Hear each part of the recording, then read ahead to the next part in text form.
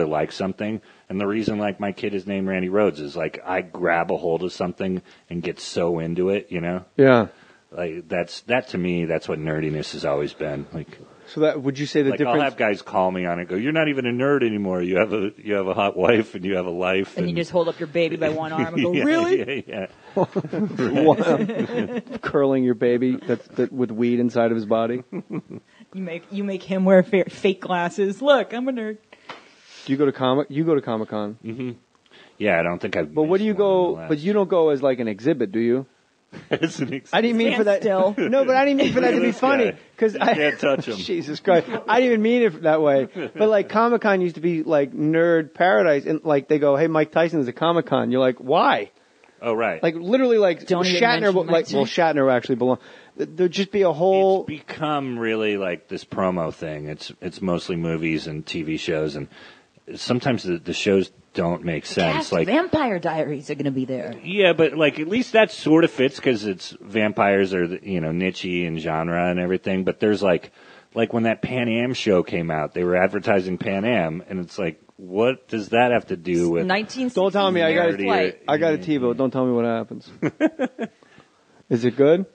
I haven't seen Where it. do you have a TiVo? I don't even have a TV, honey. But In my some years car. I go for fun, and some years I go because I'm promoting something. But I'm now writing comics, so it's Really? yeah.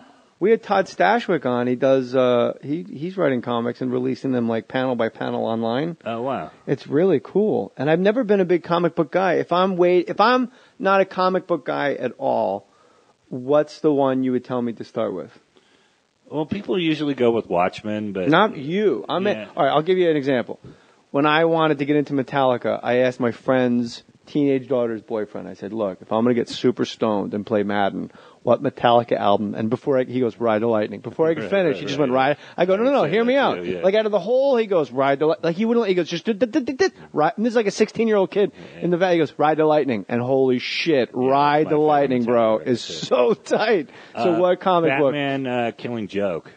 Really? Yeah, it's really, it's What a was the short one story, too, and Stashwick it's said? really Wasn't it crazy. Batman? It was Batman Returns, I think, right? It was something. Dark Knight Returns is like the big one. That's the big Frank Miller, but that's like a big, thick book. And Oh, really? yeah, no, but it's a cool read. But Killing Joke was just they made the Joker so evil. And Great band name too. Yeah.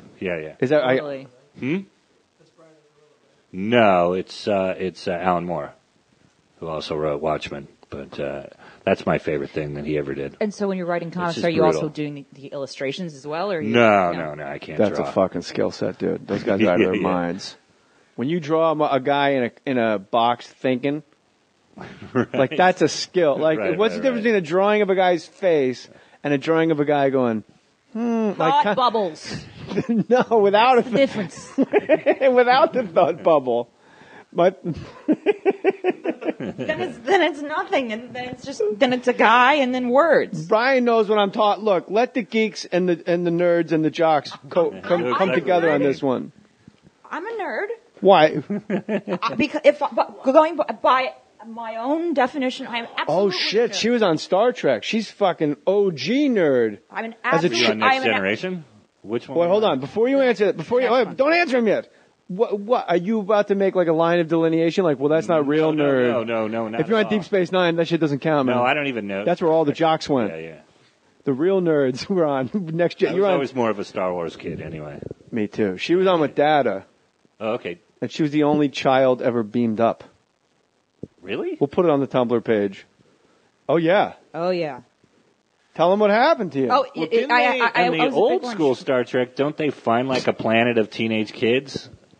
Perhaps, but I was about 10, Oh, so okay. I was the only like kid, and I had a huge like orange misshapen head. 5 hours of prosthesis every day, and She looked like Chaka from Land of the Lost. Oh, wow. But she really did. but not as handsome, and it ripped the first layer of dermis off my face, and so every day I had to go in and they just had to keep reapplying the makeup to my Dermis, you my- need that, right? Skin, yes sir. Yeah, that's important. You kind of need it. Your like, epidermis like, is showing. just to keep your face in, just What, to keep mate? your parts in. Don't tell Jeffrey. Exactly. And so I went in every day, just had that foam rubber shit glued into my raw flesh, and I played a a space alien of some kind. I don't know what it was. It was, yeah, I was the only child beamed up. Apparently, it means something. I don't know, but I would qualify myself as a nerd because A, I'm a nerd, and B, by Brian's definition, it's obsession, and I get greatly obsessed with things. So that is interesting. Is the definition of nerd obsession when you go? Well, to me, I've always thought that that's why I think anybody who plays fantasy football is they're a fantasy football nerd. So then finally, those guys that get really into that shit. That's me. Yeah. So I can finally say I'm a nerd too. Yeah, do you remember one time you came over next door and I think they were playing old school PlayStation football or something. Yeah. And you and I got into the jock and nerd thing and we barely knew each other. And you were busting my balls, but I wasn't backing off. It tends to be a common theme on the jock. Yeah, it tends to be a common theme in the podcast. Remember when you were a complete asshole? No, you weren't. Remember that time you came over with all your confidence and swagger and told me I was a dick in my house? No, when you busted my balls, you always had a smile. You weren't the mean spirited ball buster. That's what I always thought. Yeah. No, I loved it. And I always felt I wasn't afraid to go. Guy smiley. Yeah. Right. There was a lot of ball busting, and I remember... That's what that house was all about, It's weird, it was a case of, grass is greener, I was I wish I could just fit in with those guys. Really? Yeah, but that's the thing about high school, the guys on the football team don't know that they're the top of the ladder. They think the soccer guys are, because there's a whole subsect of soccer and their cheerleaders, and the wrestlers are these lone wolves that just float around and spin into cups. And the band people have their own community, and you realize once you graduate high school that the football people are Don't you think the football people pretty much know that they're they're just out date raping and just feeling good about themselves? They ruled my school. I would hope so. Kids, yeah. They're just out there just feeling proud and dropping roofies. I never got punched out by anybody other than Guidos and football people. There was no middle ground. It was either a Guido that had not, I don't give a fuck about grades, I'm going to the Army. And you grew up in Jersey? Yeah, and anybody thinks Jersey Shore is a bad representation of Italians, go to public school in Jersey. That's exactly what they look like. Don't kid yourself. And football guys used to punch the shit out of me. You got bullied a lot. Yeah. You well documented. Uh-huh. What was the big? There was no rules then. We just got our faces punched in. And for me, I asked for it. Yeah. I learned later on of I should have just shut the fuck up, or not let them know that they were hurting me too. That was the big thing. I tried a couple different things. Well, no, mentally or whatever, or hurting my feelings. Yeah. I thought you meant ow. No, I wasn't physically that fucked. I like it. That doesn't hurt at all. When you punch me, I come. That in hindsight, getting called faggot was the biggest thing for me. It wasn't really getting punched. Me too. A couple of times it came to that, but it was mostly just being ridiculed and being called a weirdo and all that shit. From the time you were little until you were. No, it was. I picture you born this height and weight. No, I picture Brian Posehn in a diaper, later on, yeah. Giant beard, and I grew metal T-shirt. I grew 8 inches after I graduated high school. And you're where was this 8 inches when I was a junior? 1 year, and it was I could have used brutal. it and punched someone out with my reach. Right, exactly. All dick. Very nice. I was teased relentlessly from my whole life and until through school, and then when I went for high school, I went in trailers because I was working, but then I was teased relentlessly by producers and casting people, just constant. By George Siegel. Yeah, all the time. George Siegel just always I'll call yelling that at shit me back. about what a bad actress I was, calling me Selena, but constantly saying how ugly I am and making just hideous things. So the whole bullying nerd thing. That's why when he says you're not, I always go, but I am. For 20 years of my life, anytime I was around anyone, every day I had at least 20 people looking me in the face saying, wow, you're a creep and you're ugly and you're a nerd. So I'm like, I have proof, honey. I don't know what, your thing when you were a kid, they called you a horse, which I don't understand. And ugly, because, There's an apartheid truck. See, hold on, let's take a break. It's the trash truck. Oh, is it apartheid? It looks like. Fucking recycle. What's our time, Andrew? We're at 40 minutes. Oh, good. I want to talk about your acting, because you've done so much. It's ridiculous. What page is it? Yeah, bro. Well, one of these is Ray Mancini. Do you have your boy? Do you have your boy? How old is he? 3.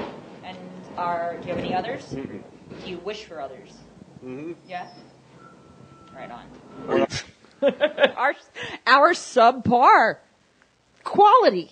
That's why we're different. We please ask him. So you have a 3-year-old boy, Rose. Yes. And are you done in that department, or do you wish for more? We want another one, but I love when people word it the other way. Where are you trying? Right. Are you trying to have more kids? Yeah. It's like that's a little personal. You no, basically saying, we only do oral. Yeah. Yeah.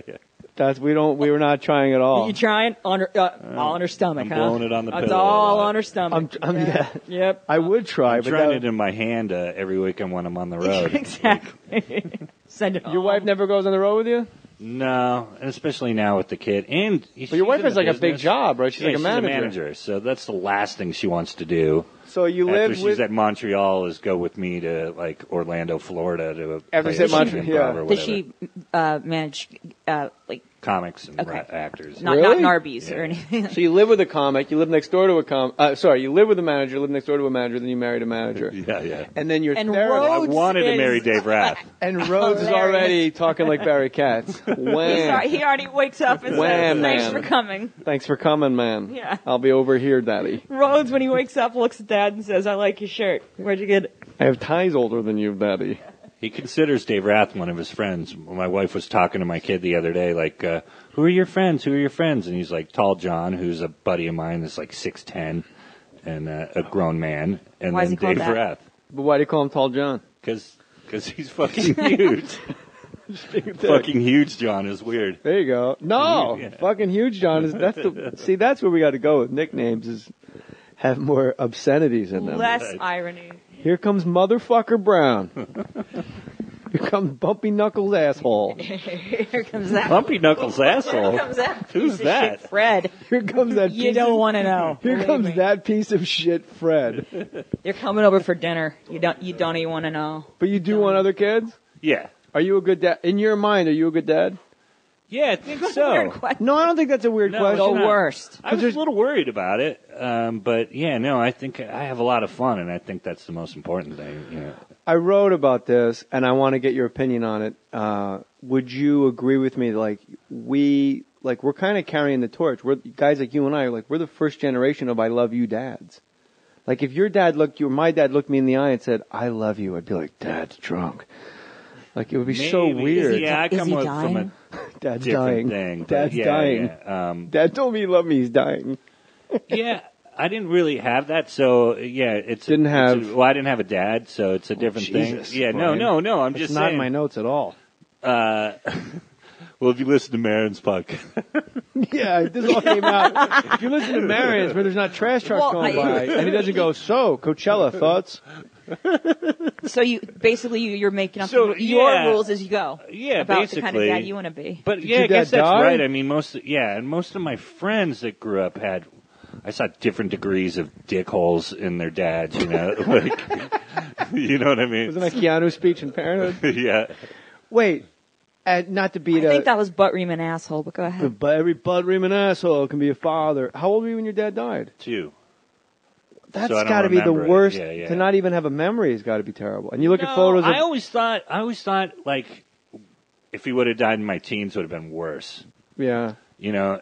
But when you look at photos, the way I look at it now is, you know, like if I had known him better, it would have been way harder. Instead, I just kind of didn't know what I was missing. And then would see it with other kids when I go over to their houses and see the relationships.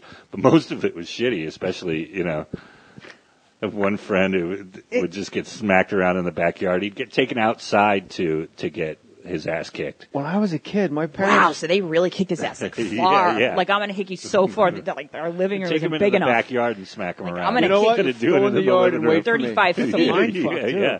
Yikes. To tell the kid to go out to the yard and wait for his ass? Go out there and wait. Now I'll kick your ass and you don't even know. Smash my beer cans. This kid before he did anything, he had to smash his dad's beer cans. And his dad Why? His dad Why would did we get them smashed? Because the recycling then would only take your flat. Virginia does it with her beer cans. Like the.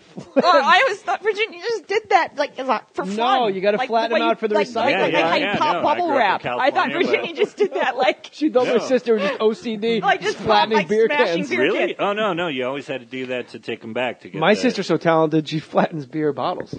Nice. Fucking, if I didn't giggle my way through that stupid fucking joke. Just what I can do with a beer bottle. Oh, wow. You know what? Let's cut this one short. At any rate, you, were you excited to be a dad? Totally. Yeah. But I went through